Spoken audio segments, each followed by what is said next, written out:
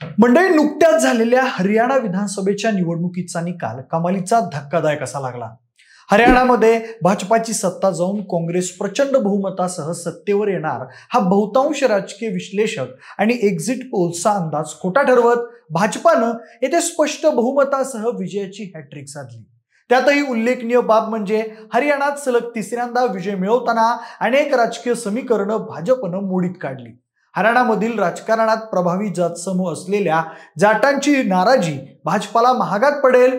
जाट भाजपाच्या पराभवात महत्वाची भूमिका बजावणार असे दावे केले जात होते, मात्र भाजपाने राज्यात बिगर जाट म्हणजेच ओबीसी कार्ड अत्यंत प्रभावीपणे खेळत जाटांचा प्रभाव निष्प्रभ करून टाकला। त्यामुळे आता काही दिवसांनी महाराष्ट्रात होणाऱ्या विधानसभा निवडणुकीतही भाजपा अशीच रणनीती आखून यश मिळवेल असे दावे केले जात आहेत। तसंच भाजपाच्या हायकमांडकडून त्या दिशेने पावलं उचलली जात असल्याचंही दिसत आहे।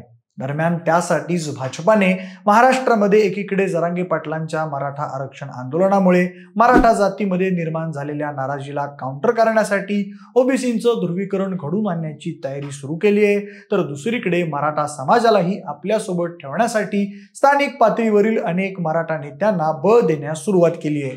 त्यामुळे आता भाजपाची ही रणनीती विधानसभा निवडणुकीत यशस्वी ठरणार का? हरियाणात जाट फॅक्टर निष्प्रभ केला त्याप्रमाणे महाराष्ट्रात मराठा फॅक्टरवर उतारा शोधणं भाजपाला शक्य होणार का? महाराष्ट्रातील मराठेतर जातींची भाजपाच्या मागे एकजूट होणार का? आणि अशी जर हरियाणा पॅटर्नची पुनरावृत्ती करण्यात भाजपला यश आलं तर महाविकास आघाडीकडे यासाठी काय उत्तर असेल याचाच घेतलेला हा सविस्तर आढावा। नमस्कार, मी प्रथमेश आणि तुम्हाला तर माहितीये आपला विषयच भारी। मंडळी, 2014 नंतरच्या महाराष्ट्रातील राजकारणात एक प्रमुख शक्ती बनलेल्या भाजपासाठी यंदाची महाराष्ट्र विधानसभेची निवडणूक कमालीची जाईल असे संकेत मिळत आहेत। काही दिवसांपूर्वी झालेल्या लोकसभेच्या निवडणुकीत भाजपाची महाराष्ट्रात जबर पिछेहाट झाली होती। तसेच भाजप खासदारांचा आकडा 23 वरून थेट 9 वर आला होता।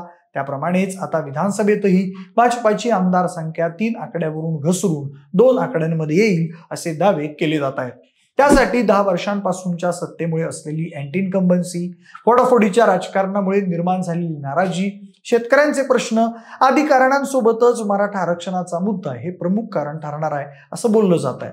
मागच्या वर्षभरापासून मराठा समाजाला ओबीसींच्या कोट्यातून 50% आतील आरक्षण मिळावं या मागणीसाठी आंदोलन करत असलेल्या मनोज जरांगे पाटील यांनी भाजपाला जेरीस आणलाय। आता देखील नारायणगडावर मनोज जरांगे पाटील यांनी मेळावा घेऊन महायुती सरकारला अल्टिमेटम दिलेला आहे। एकूणच भाजपाचे महाराष्ट्रातील नेते देवेंद्र फडणवीस आणि भाजपा हे जरांगे पाटील यांच्या सातत्याने निशाण्यावर असल्याने भाजपा विरोधात मराठा समाजात मोठ्या प्रमाणावर रोष निर्माण झालाय। जरांगेंच्या दसरा मेळाव्याला झालेली गर्दी हे त्याचंच द्योतक म्हणावं लागेल। आता मराठा समाजाला ओबीसीमधून आरक्षण देण्याची मागणी मान्य करणं तांत्रिकदृष्ट्या शक्य नसल्याने जरांगे पाटील यांनी उभ्या केलेल्या आंदोलनाला काउंटर करण्यासाठी भाजपानं खास रणनीती आखली आहे। काही दिवसांपूर्वी महाराष्ट्रातील भाजपाच्या कार्यकर्त्यांना संबोधित करताना भाजपाचे वरिष्ठ नेते अमित शाह यांनी तसे संकेत दिले होते।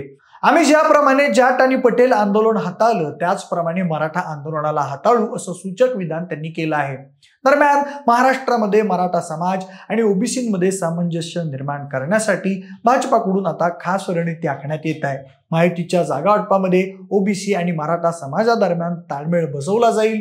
दोन्ही समाजातील लोकांना समान प्रमाणात तिकीटं दिली जातील किंवा मग मराठा समाजातील उमेदवारांना जिथे मराठा आंदोलनाचा प्रभाव जास्त आहे अशा ठिकाणी उमेदवारी देऊन मराठा समाजाची मतं देखील वळवण्याचा प्रयत्न भाजपकडून केला जाऊ शकतो। सेम वे भाजपचा हा हरियाणा पॅटर्न रोखण्यासाठी महाविकास आघाडीकडून ओबीसी प्रभाव निष्प्रभ करण्यासाठी ठिकठिकाणी ओबीसी उमेदवार उभा केला जाऊ शकतो। तसेच स्वतः अमित शाह हे याबाबतच्या रणनीतीला अंतिम रूप देत आहेत। नुकत्याच झालेल्या कॅबिनेटच्या बैठकीत ओबीसींसाठीची नॉन क्रिमी लेअरची मर्यादा वाढवण्याचा निर्णयही राज्य सरकारकडून घेण्यात आलाय। तसा प्रस्ताव राज्य सरकारकडून केंद्र सरकारकडे मान्यतेसाठी पाठवण्यात आलाय। आता पंकजा मुंडेंच्या दसरा मेळाव्याला मागच्या काही दिवसांपासून ओबीसींच्या आंदोलनाची धुरा सांभाळत असलेले लक्ष्मण हाके उपस्थित होते। त्यामुळे त्या माध्यमातून भाजपा महाराष्ट्रातील ओबीसी मतदारांना आपण त्यांच्या पाठीशी आहोत असा स्पष्ट संदेश देऊ इच्छित आहेत। आणि भाजपच्या राजकारणाचा एकूण धांडोळा सुद्धा तसाच राहिलेला आहे, ज्याला आपण महाराष्ट्रात माधव पॅटर्न म्हणून देखील ओळखतो। मंडळी, हरियाणामध्ये काँग्रेसने विजयाची ठाम खात्री बाळगून आपली विधानसभा निवडणुकीतील प्रचार यंत्रणा ही जाट समाजाभोवतीच केंद्रित केली होती। तसेच जाट समाजातील बडे नेते असलेले भूपेंद्रसिंह हुड्डा, कुस्तीगरांच्या आंदोलनामुळे चर्चेत आलेली कुस्तीपटू विनेश फोगाट यांना प्रचाराच्या केंद्रस्थानी ठेवलं होतं. त्यामुळे निवडणुकीनंतर जाटांच्या हातात नेतृत्व जाईल असा संकेत बिगर जाटांमध्ये गेला होता. त्याचा परिणाम म्हणून हरियाणातील बिगर जाट ओबीसी भाजपाच्या बाजूने एकवटले होते. तसेच महाराष्ट्रात सध्या सुरू असलेल्या मराठा समाजाच्या आंदोलनानंतर मराठा समाज भाजपा विरोधात आक्रमक होऊन महाविकास आघाडीकडे वळताना दिसत आहे. त्यात जरांगे पाटील यांच्या आंदोलनाला शरद पवार आणि त्यांच्या पक्षाकडून पाठबळ मिळत असल्याचे दावे केले जात आहेत. तसेच महाविकास आघाडीकडूनही या आंदोलनाबाबत नरोवा कुंजीरोवा अशी भूमिका घेतली जात आहे. तसेच लोकसभा निवडणुकीत मराठा मतांच्या एकजुटीमुळे पंकजा मुंडेंसारख्या ओबीसी नेत्याचा पराभव झाल्याचं उदाहरण समोर आहे. त्यामुळे गोंधळलेला ओबीसी समाज विधानसभा निवडणुकीत जरांगे पाटील आणि मराठा समाजाविरोधात एकजूट होणार हे स्पष्टपणे दिसत आहे. सद्यस्थितीत मराठा आणि ओबीसी अशा दोन्हींमध्ये समतोल साधण्यासाठी भाजपाकडून विधानसभा निवडणुकीत एक केंद्रीय नेतृत्वाऐवजी नेतृत्वाचं विकेंद्रीकरण केले जाण्याचे संकेत मिळत आहेत. त्यानुसार विविध जाती समूहातील नेत्यांना समोर आणून बेरजेचं राजकारण खेळलं जाऊ शकतं. त्यामध्ये चंद्रशेखर बावनकुळे, पंकजा मुंडे, गोपीचंद पडळकर अशा चेहऱ्यांना आघाडीवर ठेवलं जाऊ शकतं. तसेच ओबीसींची एकगठ्ठा मतं मिळवण्याबरोबरच मराठा समाजातला जरांगेंसोबत नसलेला मतदार देखील आपल्याकडे वळवण्यासाठी मराठा नेत्यांची फळी उभी केली जाऊ शकते. त्यामध्ये उत्तर महाराष्ट्रात राधाकृष्ण विखे पाटील, मराठवाड्यात अशोक चव्हाण, संभाजीराव पाटील निलंगेकर, पश्चिम महाराष्ट्रात मुरलीधर मोहोळ, छत्रपती उदयनराजे भोसले, कोकणात नारायण राणे, रवींद्र चव्हाण, मुंबईत आशिष शेलार अशा नेत्यांना त्या भागाची जबाबदारी दिली जाऊ शकते. एवढंच नाही तर हरियाणामध्ये जिथे जाट समाजाचं प्राबल्य आहे तिथे जाटांचं एकगठ्ठा मतदान न होता मतांची विभागणी घडून आणण्यासाठी जाट समाजातील एकापेक्षा अधिक उमेदवारांमध्ये लढत घडून आणण्याची चालही भाजपानं खेळली होती. अशीच खेळी सध्या मराठा आरक्षण आंदोलन प्रबळ झालेल्या मराठवाड्यात खेळली जाऊ शकते. सध्या महाविकास आघाडीत उमेदवारीहून सुरू असलेली रस्सीखेच, त्यात तिसरी आघाडी आणि इतर छोट्या मोठ्या पक्षांनी लढण्याची केलेली तयारी यामुळे मराठा मतांचं विभाजन घडवण्यासाठी अशा महत्वाकांक्षी मराठा उमेदवारांना रसद पुरवण्याची तरतूद केली जाऊ शकते. मात्र हरियाणाचं राजकारण आणि महाराष्ट्राचं राजकारण यामध्ये अनेक बाबतीत फरक आहे. सद्यस्थितीत महाराष्ट्रात विरोधी पक्षात असलेली महाविकास आघाडी ही सुद्धा केवळ मराठा समाज केंद्रित भूमिका घेत नाहीये. त्यामुळे मराठा ध्रुवीकरणाविरोधात ओबीसींचं ध्रुवीकरण होण्याच्या शक्यतेला मर्यादा आहेत. त्यात मराठा समाजात आरक्षणावरून तीव्र भावना असल्याने काही भागात त्यांचं सहजासहजी मतविभाजन होण्याची शक्यताही कमी आहे.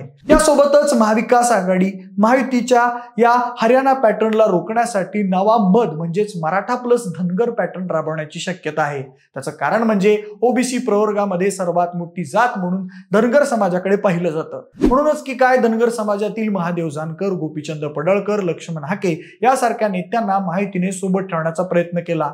पण आता याच माधव पॅटर्नला ब्रेक करण्याची रणनीती महाविकास आघाडी आखू शकते.